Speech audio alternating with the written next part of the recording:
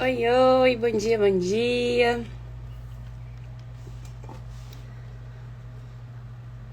Bom dia, pessoal. Mais um dia aqui na nossa live matinal. Tem a live noturna, live matinal. E para quem ainda não acompanhou nenhuma das nossas lives, a gente tem um cronograma de lives.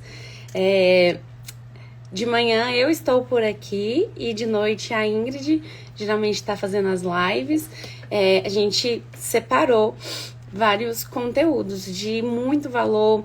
A gente separou com base em quê? Nas dúvidas mais constantes que as pessoas têm ou tinham ali, que trouxe pra gente em algum momento, sobre o acompanhamento terapêutico, sobre como iniciar essa clínica, as interrogações que surgem aí durante a nossa prática, enfim.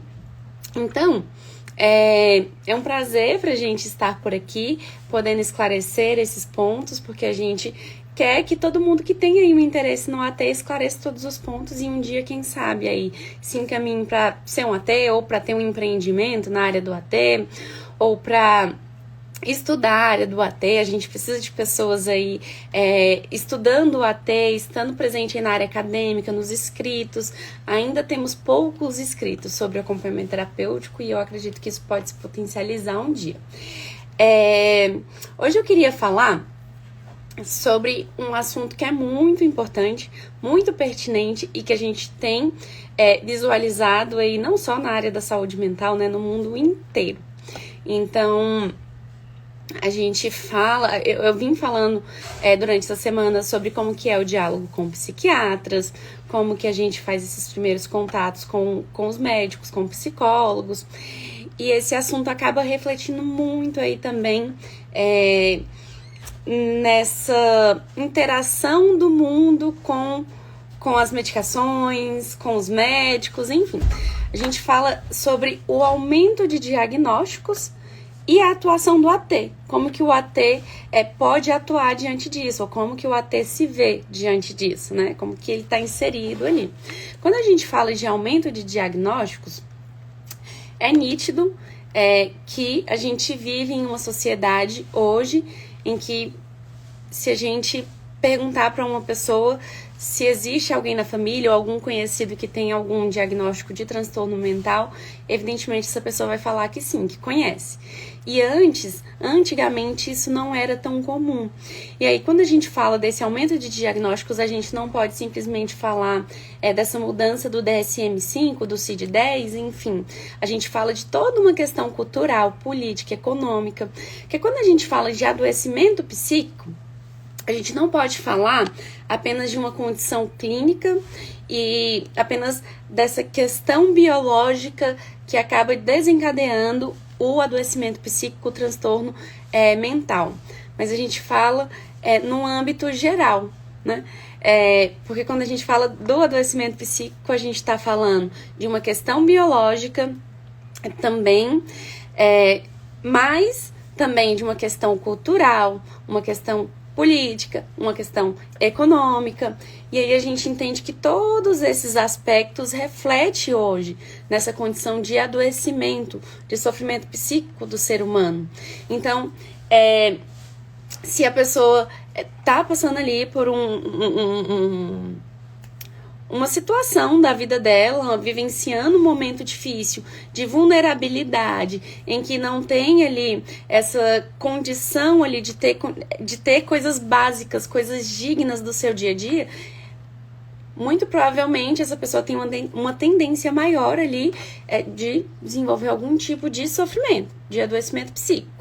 Então, a gente fala não só de uma condição econômica, uma falta de condição econômica, mas a gente fala de uma questão política, uma questão social, enfim. Então, a gente, quando fala desse aumento de diagnósticos, a gente precisa evidenciar toda a nossa atualidade, a nossa realidade política, econômica, mas a gente também fala hoje de uma sociedade que está hipermedicalizada. Quando a gente volta ali há 10, 20 anos atrás e a gente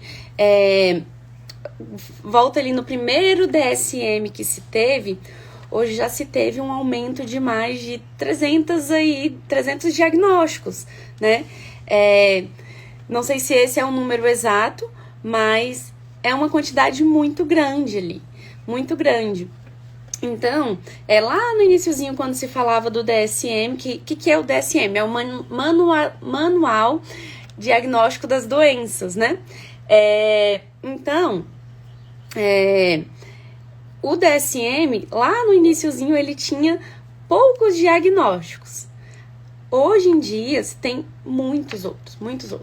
E quando a gente diz assim, por que vem aumentando, né?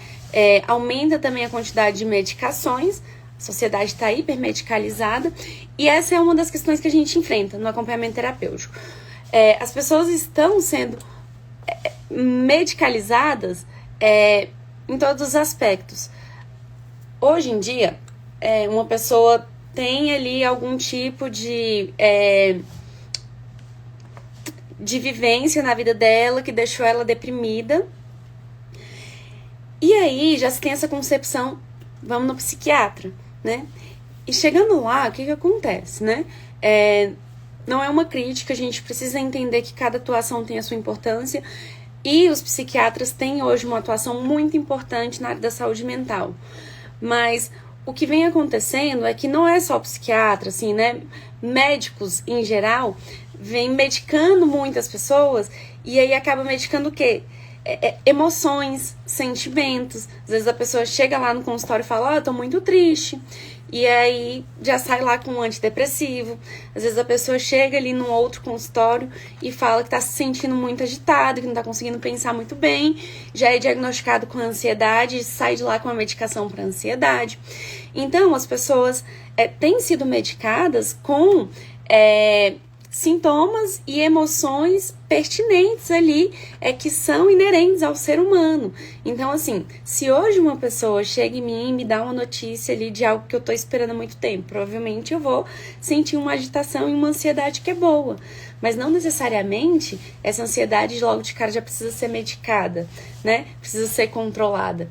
Então, o que tem acontecido na nossa sociedade atual é que as emoções e os sentimentos, eles têm sido controlados através de medicações.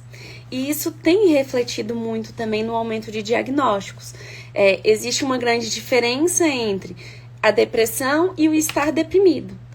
Estar deprimido, a maioria da população, em algum momento, pode afirmar que já esteve deprimido, que já passou ali por um momento da vida que já ficou um pouco deprimido. Mas não necessariamente aquilo foi uma depressão. Só que hoje tem se generalizado muito esses aspectos do sofrimento psíquico e dos transtornos mentais. Então, se a pessoa tá deprimida, aí já chega um afirmando, fulano tá com depressão. Mas calma aí, né? Não é bem por essa trilha aí.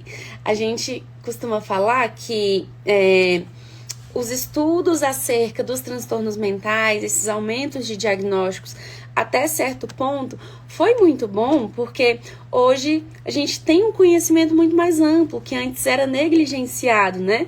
A gente ainda enfrenta muitos estigmas a respeito dos transtornos mentais. Então, esses estudos e esses avanços contribuíram muito nesse sentido, porque antes as pessoas tinham sintomas, adoecimentos que não se sabia o que era, então não se tinha um tratamento muito direcionado ali por falta de conhecimento, por falta de pesquisa, por falta de avanço. Hoje em dia, esses estudos contribuíram muito aí para direcionar para um tratamento que vai ser mais eficaz ali, né? Em contrapartida, o que esses estudos e todo esse conhecimento também tem acarretado aí na vida das pessoas? Uma sociedade hipermedicalizada, uma sociedade toda diagnosticada. Então, a gente tem aí, aos poucos, tentado também desconstruir com as pessoas que a gente acompanha no acompanhamento terapêutico, né? Que, poxa, é normal a gente se sentir triste. É normal a gente se sentir muito feliz, que não necessariamente estar muito triste quer dizer que a pessoa está com depressão, e não necessariamente estar muito feliz ou um pouco eufórico quer dizer que a pessoa está ali com ansiedade, tem esse diagnóstico de ansiedade.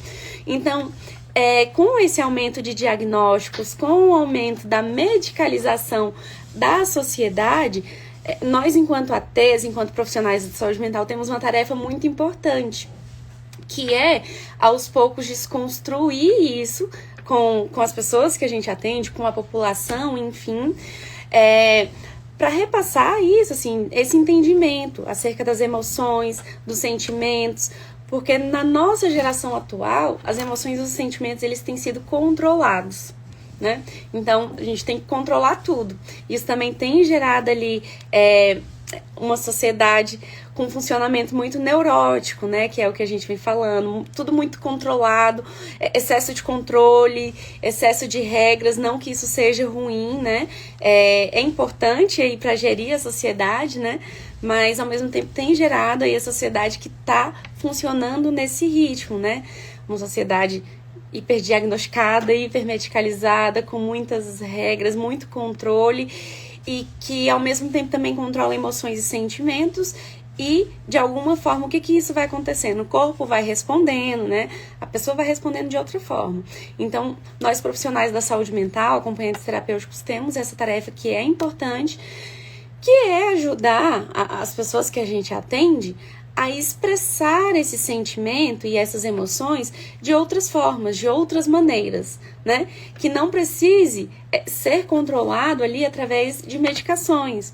Então, hoje, enquanto acompanhantes terapêuticos, a gente tenta trabalhar aí com as pessoas que a gente acompanha outras formas de estar na vida, né? De liberar esses sentimentos e essas emoções na vida, né? Então, às vezes, uma pessoa ali que trabalha muito, que tem um ritmo de trabalho muito constante, desenvolve ali o burnout.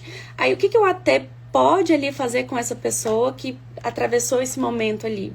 Encontrar com essa pessoa outros desejos, né, da vida dessa pessoa, em que ela consiga também se animar e depositar essas energias ali nesses outros espaços, que não seja o trabalho, nesses outros desejos. Às vezes vai ser praticando um esporte, às vezes vai ser participando ali de um grupo de pessoas, um grupo de apoio, às vezes vai ser ali descobrindo ali que essa pessoa gosta de explorar coisas novas, conhecimentos novos, fazer cursos, enfim.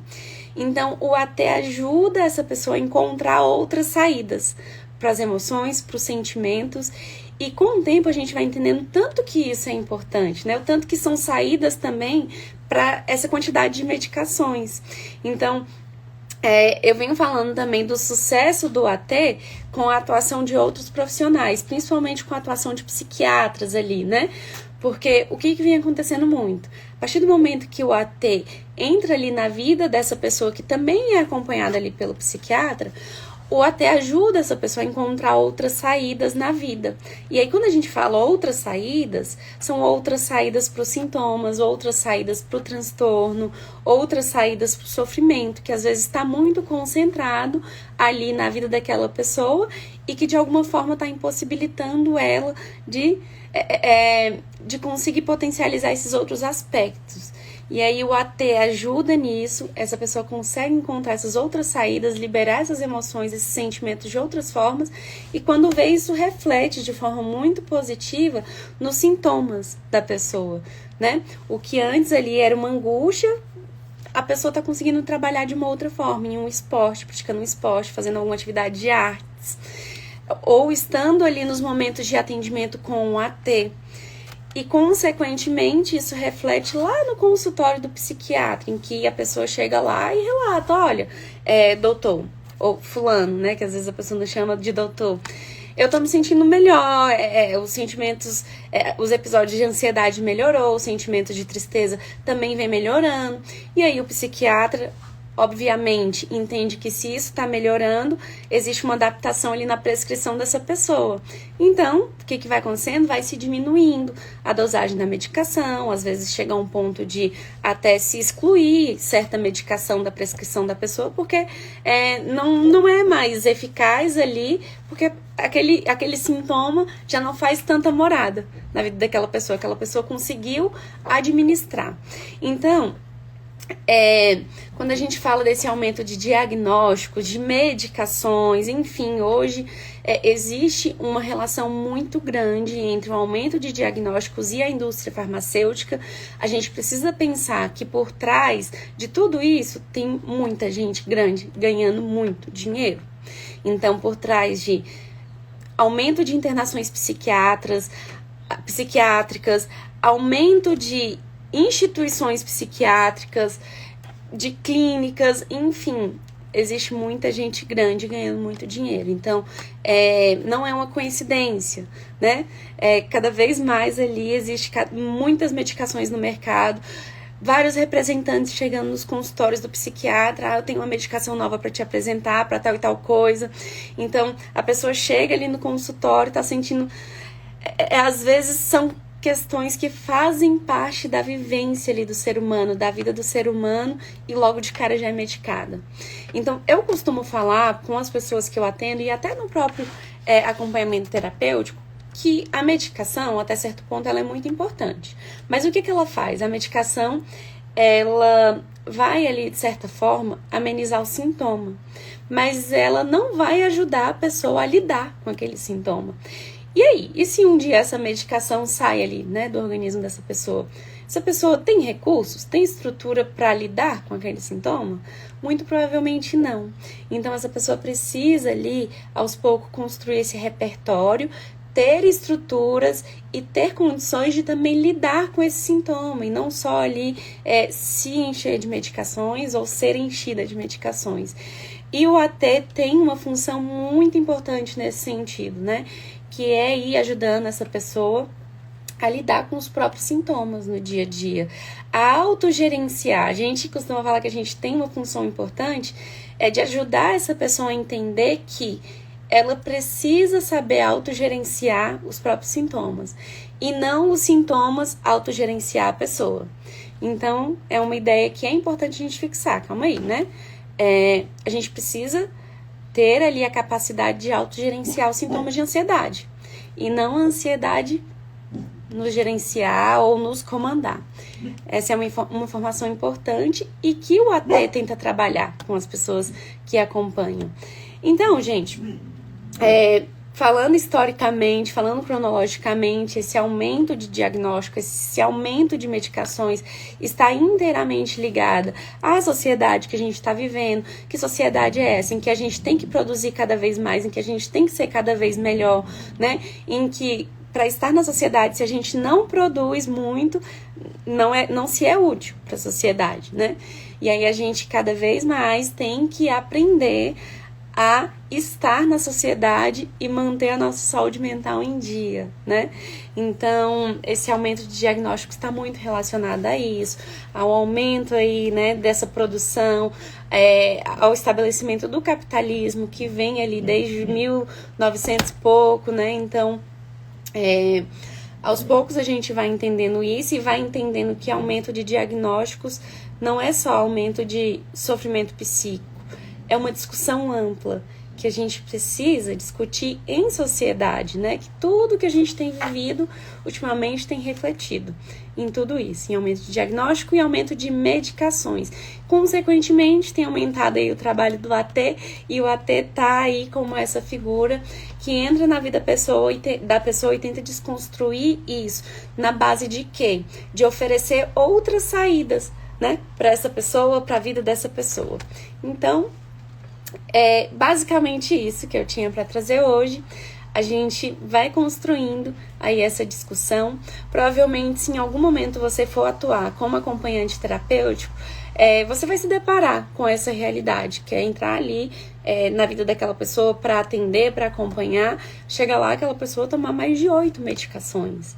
E aí, quando a gente vai entendendo, mas calma aí, né? Por que tantas medicações? Porque, na maioria das vezes, o que está ali medicado não é só o transtorno em si, mas são sintomas básicos ali, né? Que são da nossa vida, né? Que, às vezes, é o estar deprimido, é o estar mais ansioso. E aí, o AT vai ajudar essa pessoa ali a encontrar saídas, né? Para esses sintomas, esses sentimentos e essas emoções, a ponto de, quem sabe, um dia reduzir essas medicações ou reduzir a dosagem dessas medicações, porque ela entende que ela pode depositar essas ansiedades da vida dela em outras coisas, em um esporte, em uma arte, nos próprios encontros com o acompanhante terapêutico, em um diálogo com o AT, em uma conversa ali com o terapeuta dela. Ela entende ali que o estar deprimido não necessariamente é uma depressão, e que a gente pode lidar com esse sentimento de se sentir mais deprimido, sabe? É só ter recursos, é só ter estrutura, e às vezes o que falta é isso. Então, é isso, gente. A gente continua a nossa construção, a nossa conversa aqui.